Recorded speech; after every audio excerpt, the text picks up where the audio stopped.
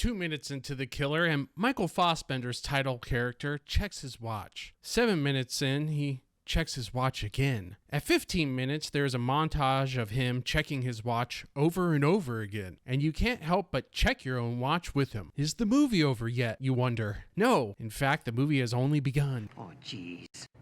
Oh, jeez. 21 minutes go by, and now it's time for the killer to finally perform his namesake. Intercut are these quiet moments behind his rifle, matched with his point of view and loud blast of the Smiths as he scans for his next target. By this time, you're scanning to see what else is on Netflix. The Killer is billed as an action-adventure, but the only action-adventure you'll get is if you put this on for ambient noise and daydream your own action movie. It's a neat little exercise trying to stay awake after this first scene. Bill Cosby would have used this movie on his victims rather than roofies.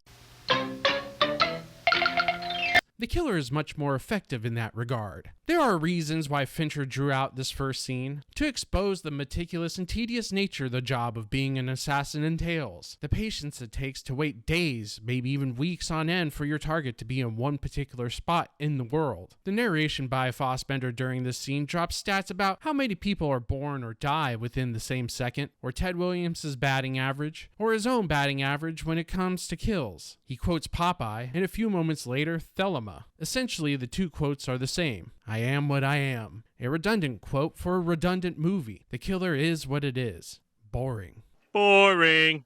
Fassbender's performances throughout the years have mostly been considered standouts, but here it just seems good enough. In his narration, it seems like he's trying to channel his inner Patrick Bateman. His line delivery of the opening I don't give a fuck narration, describing how he can perform assassinations, including killing innocent people, runs parallel to the delivery of Christian Bale's I'm simply not there opening monologue in American Psycho. I don't give a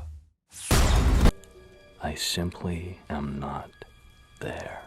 What made American Psycho so mesmerizing was Patrick Bateman understood that he was a contradictory character, becoming a psychopathic killer while everybody around him was too vapid to even care about what old Patty was up to because he maintained a certain facade. Fassbender's The Killer seems to be contradictory due to bad writing. Andrew Kevin Walker's script begs us to believe Fassbender equally doesn't give a fuck about taking a life while simultaneously caring about a woman he fell in love with. What's the matter, Pop? I'm confused. See, he messed up a job in the first scene, of course he did, which means an unruly shitstorm is about to fall on his head, and rightfully so. So he has to find a way out of Paris and back to his hideout in the Dominican Republic. There is a certain level of paranoia that comes along with these scenes that is welcomed. He doesn't know if the man wearing Argyle socks he spotted on the plane is really following him or not. Why take the chance? Now the killer is forced to constantly look over his shoulder as he boards planes, walks through airport terminals, cancels flights, and orders room service. Standard stuff, but nothing too heart-racing though. He makes it back to his safe house in the Dominican Republic. There are more driving scenes here than there are paranoia scenes in the airports. Much like the hollow plot is Fincher's direction. His trademark master of suspense style is uniquely missing throughout the picture. His focus is clearly in the wrong area if he's paying more attention about how a character got from A to B and less on how he might get a bullet in the ear during his painstaking travels. He's more worried about the audience understanding the tedious nature it takes to be a world-class assassin rather than dishing out the suspense. What? The killer must live in the minute moment after he kills the wrong person, yet he doesn't seem too hyper-aware of who might be looking at him, cop or potential assassin. Cinematographer and now frequent Fincher collaborator, Eric Messerschmidt, nails down the Fincher look, faces hidden behind shadows or obscured by hands while long lenses keep your attention on a pinpoint. But other times the handheld shots used in the movie are jarring and add nothing to the dynamic situation the killer finds himself in. And by dynamic situation, I mean one we've already seen play out 1,000 times before. The woman he loves, Magdala, is hurt by the people who are after the killer, so he goes out to make those responsible pay. It's John Wick, but the dog lived. It's taken, but his daughter was never successfully kidnapped. Andrew Kevin Walker's plot is recycled at best, and at worst expects you to believe its thin line of thinking. Magdala's brother gives the killer a very vague description of who did this to her. A man and a woman. They left in a green car with a light on top of it like it was a taxi cab. That's more than enough for the killer to track these people down and make them pay. He's a professional, you know. That's what everybody keeps saying. I'm just a professional. Everybody keeps saying that to me. I'm just a professional. I'm just a professional. I'm getting sick and tired of hearing that. You understand? He does this by going to the airport, looking for the first green cab he sees. Seemingly follows the cab back to the stand where he strong-arms his way inside. There he scrolls a computer for a name, a time, a date, a location. No, he's looking for a long fair time. It makes sense to the killer, but not to us. He runs with it anyways and gets his man. And this is when the killer begins to jet set across the world in search of who did this? First to the lawyer, his mentor of sorts, who contracts out the killer. He is the key to unlocking everyone else in the killer's warpath. Which, my argument would be, why the whole flimsy cabbie subplot when he could have just went to the lawyer in the first place? It's redundant. But in all fairness, the killer did warn us in his opening 20-minute narration that this was going to be redundant.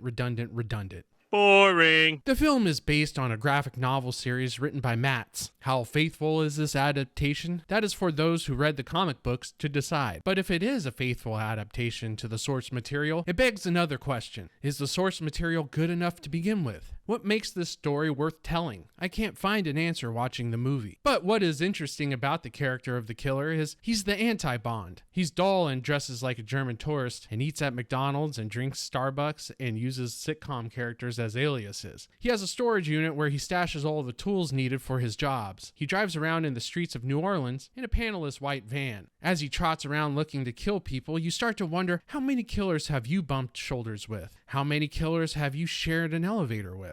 Do you really know what's in the trash bin the guy dressed as a janitor is pushing around? Do you want to? What's in the box? Not till you give me the What's in gun. the fucking box? It's a fascinating concept to explore. Unfortunately, the killer fails in this area as well. The best movies seem to haunt us well after we walk away from them.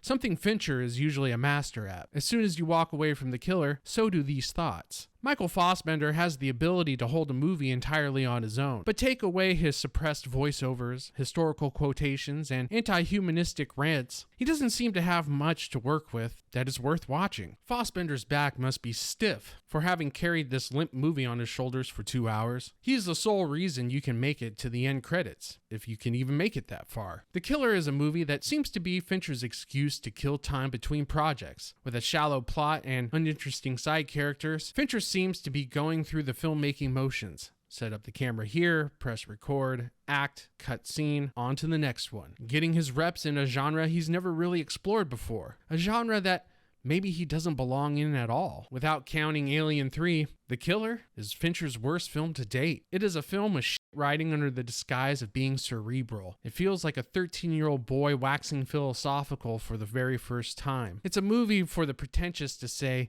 you just don't get it. But the audience members do get it. It's boring. It's a time killer, with a character about as boring as the movie itself. But I repeat myself, with redundancies. If you enjoyed this video, you go ahead and smash that like button. While you're done doing that, hit the subscribe button. And then, after that, share this with your friends, family, people you hate. Maybe you don't like my content and just want to waste somebody's time. Do it. Share it. Thank you. It is much appreciated. I'm out of here. Here's an easy way to make Jell-O instant pudding. Shake it. There's always room for change.